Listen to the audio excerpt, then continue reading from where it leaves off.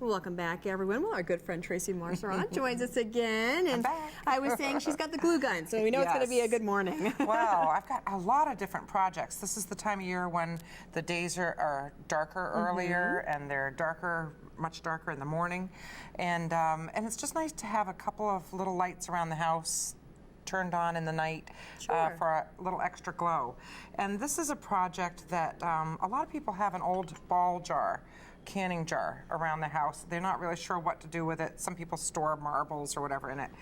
On top of storing marbles or dried flowers or something like that in this, you can also turn it into a candle holder really easily. And it's a safe candle holder also. Just take the lid off, and then you can just pop that into the top rim. Oops. Carefully just pop like that. it. Yeah, just like exactly. That. Right. And that will hold itself. And then get one of these little simple, inexpensive candle holders. Fill the jar with whatever you want. This one I layered different dried beans. Love that. You can fill it with candy corn this time of year. Oh, brilliant. Or little pumpkin pods or something like that. Put that right on the top, and then pop a candle right in on top of that.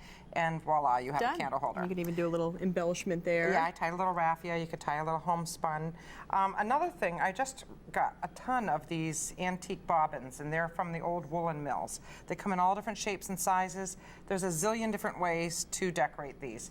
It can be as simple as just tying a piece of homespun on and gluing a metal candle cup to the top. There you have a candle holder. Easy. A lot of different varieties. This one I put just a bunch of berries on. There's no glue involved in that. I just wrap them around that. Kind of wiry. And again, you're going to glue that on. If you're going to glue a metal cup to anything, make sure you use the E6000. Okay. So that it doesn't pop right off. Hot glue is not going to hold that permanently. And here I have just a little stack of books, and tied that with a strip of homespun. This little electric candle lamp you can substitute in any of these lights. Okay. If you're not one that wants a flame, an open flame.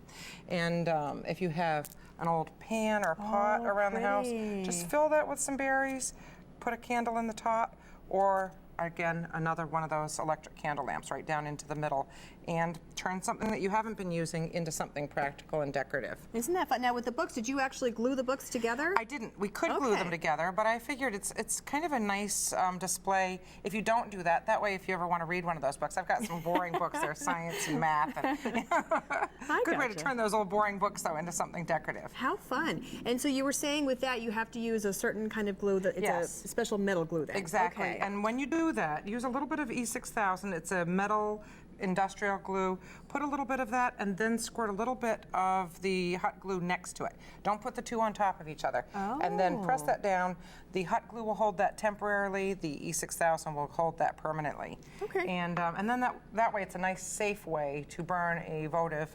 And you know, the look of your candle holder will totally change with what color candle you put in there. Gorgeous. Totally different look. And only you would look at bobbins and think candle holder, by the way. Oh, wow. And Brilliant. I've got so many. So if you can't find them, come to me. I've got tons. And speaking of which, what do you have going on at the theater? Oh, we have Aristocats. Our children's theater is putting on Aristocats Friday night, Saturday, and Sunday. Excellent. So we still have a few tickets. If anybody wants tickets, come see me about that this week. And we'll give the phone number and website up real quick. Yes, it's 989-7100, nextgenerationtheater.com. Excellent. Thank you, Tracy. Thanks, Joy. We'll see you next week.